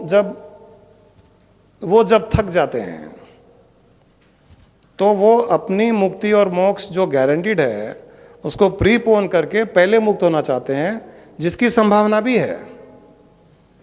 यहाँ पर उस ब्रह्म के नियम कानून में वो संभावना भी है कि आपको पहले भी मिल जाए। जैसे आप यहाँ से आप बैठे हो बैलगाड़ी में और आपको दिल्ली जाना है, तो बैलगाड़ी में तो दिल्ली पहुँचोगे ही, लेकिन हो सकता है उसमें 30 दिन लगेगा। एक दिन तो आपने हंसी खुशी बैलगाड़ी में बैठे, अच्छा लगा, कहीं ढाबा में खाना खाए। दूसरे दिन बैल तो अपनी स्पीड से चल रहा है, गड़गड़ कर रहा है, कभी कुत्ते भौंक रहे हैं, कभी कहीं तकलीफ आ रही है, कभी बरसात हो रही है। फिर थोड़ा और आगे गए आप, 3, 4, 5, 10 दिन के बाद में आप परेशान हो गए, ये तो बैलगाड़ी की सफ़र मुझसे नहीं होती अब। तो वहाँ पर नागपुर आ गया 10 दिन के बाद, आपने बोला अब नहीं, आप उतरे, एयरपोर्ट पे गए, प्लेन पकड़ी, दिल्ली पहुँच गए। तो ये जीवात्मा का सफ़र भी इसी प्रकार का है। बैलगाड़ी पहुँचेगी एक दिन, मोक्ष मुक्ति मिलेगी, बीच में थक जाओगे तो गुरु के पास जाओगे, नागपुर स्टेशन, वो एयरपोर्ट ले जाएगा, प्लेन में बिठाएगा, 2 घंटे में दिल्ली पहुँचा देगा। तो ये संभावना भी है। गुरुजी, दूसरा प्रश्न, ये आपने बताया था जीव और आत्मा के बारे में, क्या मन और जीव एक ही है? जीव का ही पार्ट है मन। जो जीव कहते हैं हम, वो मन, इंद्रियां, बुद्धि, पंचभूत, उनके विषय आदि आदि को मिला करके जीव कहा जाता है। ये सबका मिला जुला जो एक फॉर्म बनता है, उसको जीव कहा जाता है। जैसे एक मोटर कार है, तो मोटर कार क्या है? What is motor car? हाँ, as motor car there is nothing. आप पूछोगे स्टीयरिंग मोटर कार है क्या, ये टायर मोटर कार है क्या, इंजन मोटर कार है क्या, गियर मोटर कार है क्या? मोटर कार कुछ भी नहीं है। The assembly of all this is a motor car. तो ये जीव भी असेंबली है, मन, इंद्रियां, बुद्धि, अहंकार आदि का, वो जीव है। गुरुजी, मन के इच्छाओं की वजह से सारे पूरे जीव को फल भोगना पड़ता है। हाँ, वो एक सेंट्रल पॉइंट है जो सबको बांध के रखता है। वो इनको अगर छोड़ दे तो मुक्ति हो जाती है। इसीलिए जैसे वैराग्य कहा गया है, जैसे भक्ति मार्ग कहा गया है, इनमें वो क्या करता है, मन इंद्रियों को छोड़ देता है। वैराग्य में सबको छोड़ देता है वो, तो वैराग्य में सबको छोड़ते ही मुक्ति हो जाती है। भक्ति में क्या करता है, सबको सारी दुनिया से, माया से खींच करके वो भक्ति भाव में लगा देता है। इंद्रियों को भी, मन को भी, अहंकार को भी, बुद्धि को भी, शरीर को भी, तभी भी वो छूट जाते हैं। तो चलाने वाला ड्राइवर जो ड्राइविंग सीट पर जो है, वो मन ही है। वो मन गाड़ी को जहाँ चाहे वहाँ ले जा सकता है। धन्यवाद।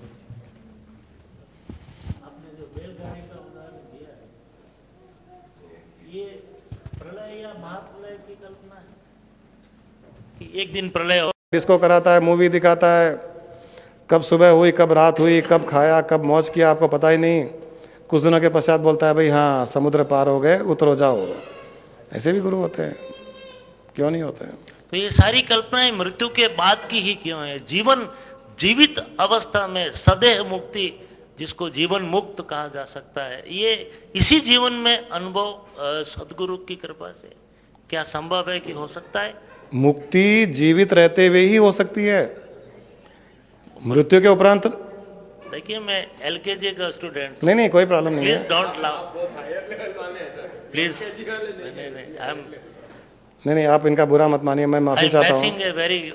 हम लोग वेरी नोबल। नहीं, मेरी बात सुनिए, प्लीज ये लोग आपके ऊपर मैं ये आपके ऊपर कहना चाहता हूं, आपके प्रश्न पर हंस नहीं रहे हैं। मैं ये कहना ये थोड़ी मेरी आदत है, हम लोग हर चीज़ को हंसी मजाक में ही उसका समाधान भी कर देते हैं, ज्ञान भी दे देते हैं, किसी के प्रश्न पर हंस भी लेते हैं नहीं, और समाधान भी हो जाता है। मेरी साधारण जिज्ञासा है, क्या ऐसा संभव हो सकता है? मैं कह रहा हूं कि जीवित मुक्ति जीवित रहते ही संभव है, मृत्यु के पश्चात कुछ नहीं मृत्यु के पश्चात कुछ नहीं है। कुछ नहीं है। कौन कहाँ गया कहाँ नहीं गया ये कहने के लिए कोई वापस नहीं आता। आप जीवित रहते हुए अगर कहोगे कि मैं मुक्त हूं, मैंने मोक्ष अनुभव किया है, मैं मेरे ब्रह्म स्वरूप में स्थित हूं, मैं चेतना हूं, मैं उसको अनुभव कर रहा हूं, तो आप मुक्त हो,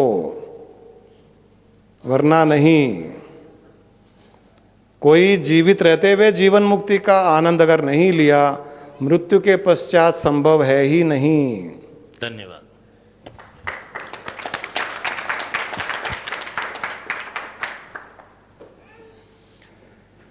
कोई लेडीज में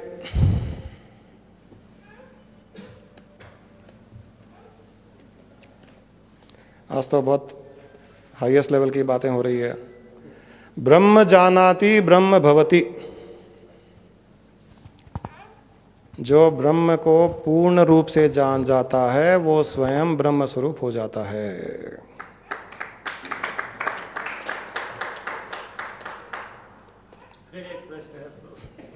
ये माया ब्रह्म को पटक पटक के मारती है, ये माया ब्रह्म को भी आच्छादित कर देती है और ब्रह्म भी विब्रह्म की स्थिति में रहता है। देखिए, जैसे हम मनुष्य हैं या कोई भी जीव है, हमारा स्वभाव ये है कि हम 10 घंटे 12 घंटे 15 घंटे जागृत अवस्था में रहते हैं, 8 घंटे हमको सोना पड़ता है। नींद में हम स्वप्न देखते हैं।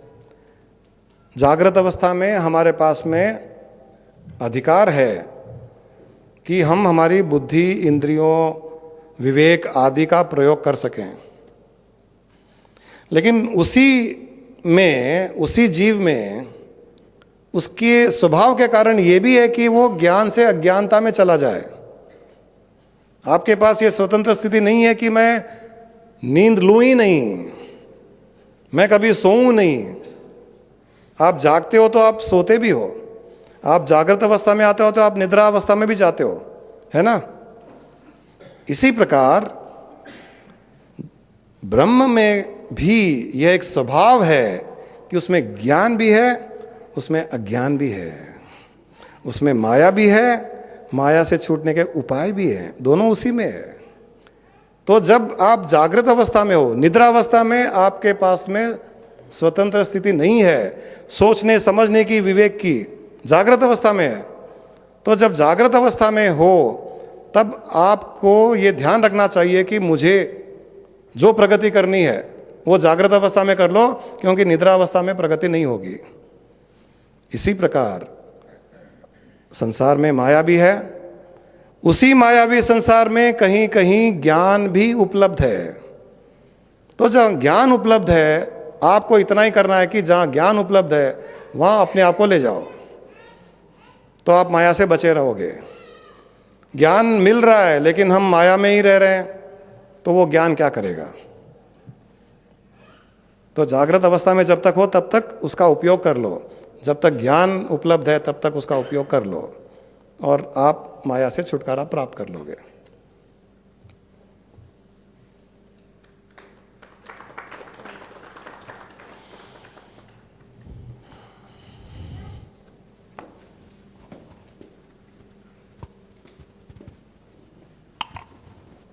प्रणाम गुरुजी।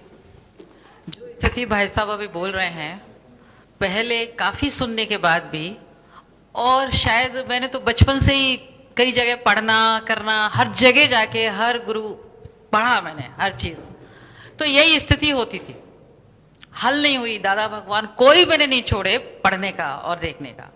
अच्छा लगता था, थोड़ी देर को शांति मिलती थी, उलझन यही आ जाती थी। लेकिन यहाँ आने के बाद जो मुक्ति है, जो भी चीज मिलनी है, वो सब यहाँ आते आते सुनते सुनते वो सब चीज हर पल हर क्षण महसूस होती है। यहाँ तो बात ही अलग है। बस ये सारी सबसे बड़ी चीज।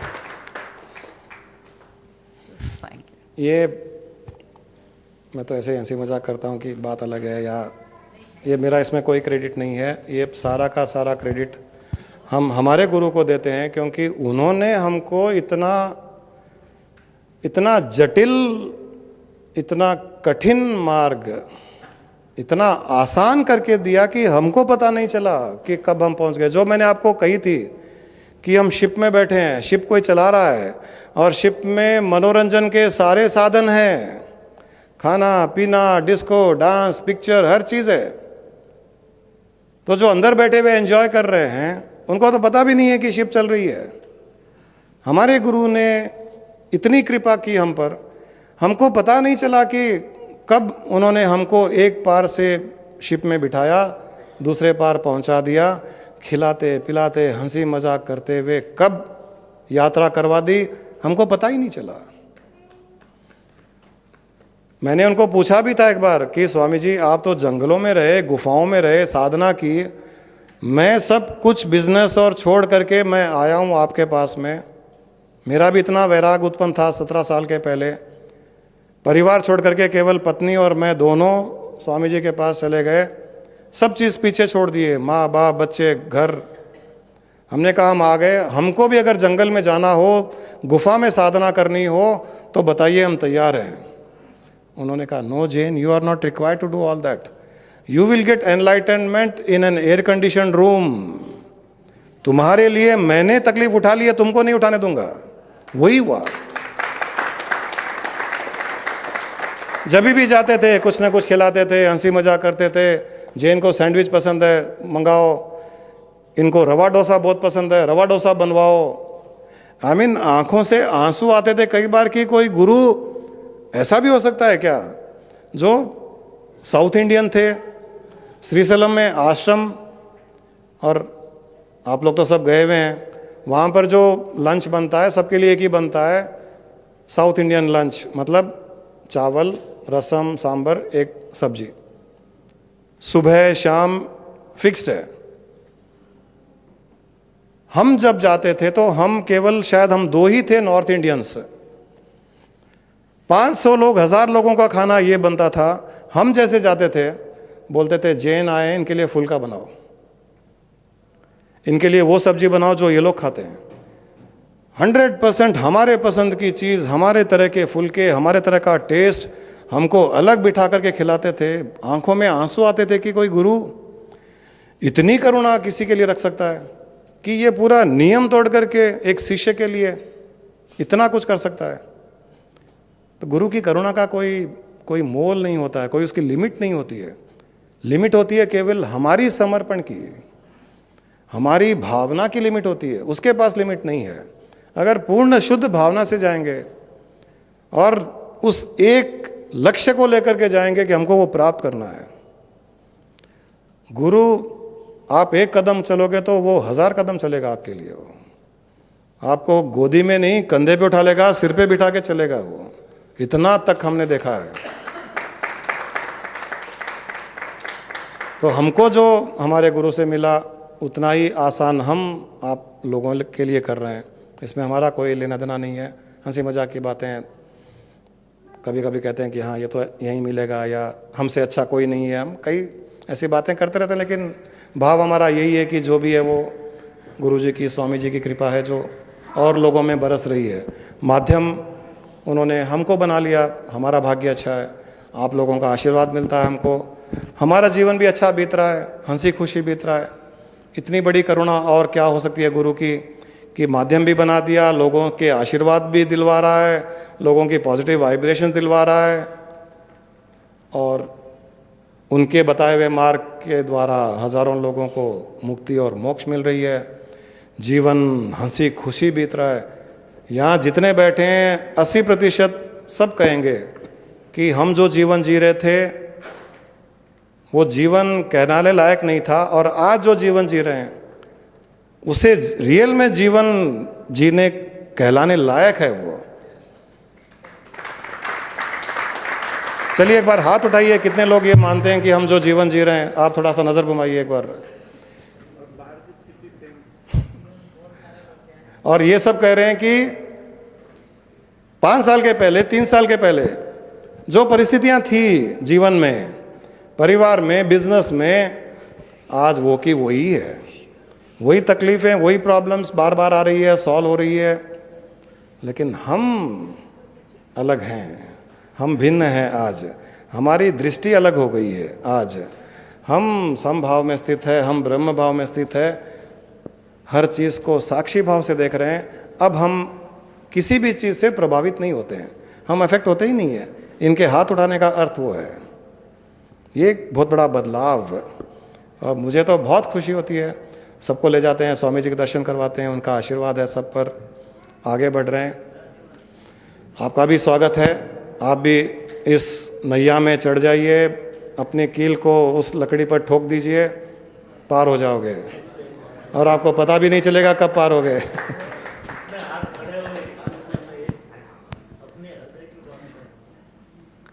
गुरुजी, हम लोहा है, हम लोहे की कीलें हैं जो लोगों को चुभती है। हम लोहे थे, हम पारस ढूंढ रहे थे, लेकिन पारस लोहे को सोना बना सकता है, पारस नहीं बना सकता। लेकिन एक सद्गुरु ऐसा दूध है जो मलिन से मलिन पानी है, उसको भी आत्मा साफ करके दूध बना देता है। एकदम सही है। ये गुरुजी, ऑनलाइन क्वेश्चन। पारस लोहे को सोना बना सकता है, गुरु शिष्य को गुरु ही बना देता है। वो अपना पद उसको देता है, अपनी अवस्था, अपनी स्थिति, हर चीज़ वो दे देता है। वो कुछ रखता ही नहीं है वो कि मैं ये रख लूँ और इतना ही दूँ, वो नहीं करता है। पूर्ण रूप से अपने जैसा बना देता है उसको। यही एकदम सही बात है, खासियत है। या गुरुजी, किलोन जी क्वेश्चन पूछ रहे हैं लाइव स्ट्रीमिंग में। मेरा मानना है कि भूतकाल और भविष्य ही माया है, क्या ये सच है क्या? एकदम सच है, भूतकाल और भविष्य ही माया है। और अक्सर लोग या तो भूतकाल में जीते हैं, कल ऐसे हुआ, परसों ऐसे हुआ, 1 साल के पहले ऐसे हुआ, मैंने ऐसे किया, उसने ऐसे किया, या भविष्य की चिंता में रहते हैं। तो यही माया जकड़ी हुई रहती है। जो वर्तमान में जीता है वो सुखी जीव है, जो वर्तमान में जीता है वो शांत जीव है, जो वर्तमान में जीता है वो आनंद का अनुभव करता है, और आनंद का अनुभव करने से वो ब्रह्म स्वरूप भी हो जाता है वर्तमान में जीने वाला। एकदम सही है। प्रणाम गुरुजी, लास्ट मिनट। प्रणाम गुरुजी। It is just coincide. See, now I strongly feel that is before coming to Guruji and after coming to Guruji. Life can be categorized. Like that ad, VLCC weight loss ad. No, Before weight loss and after weight loss. No, they. मोटा था, अब दुबला हो गया एकदम। Then most of us just there is change in attitude. There is change. You have put on more weight after coming to me. Yes. Because in bliss we put on weight. Yes, that also that is. ऐसे हम लोग मजाक करते हैं। No, that is really that is. Most of the people may agree with me also. So that is. That's all है। तो चलिए, आप सबको बहुत बहुत शुभकामनाएं। इसी प्रकार हम ब्रह्म ज्ञान चर्चा करते रहेंगे, मुक्ति मोक्ष आपको मिलती रहेगी, इसी जन्म में मिलेगी, जीवन बहुत सुंदर व्यतीत करोगे। इसके लिए आप सबको बहुत बहुत शुभकामनाएं।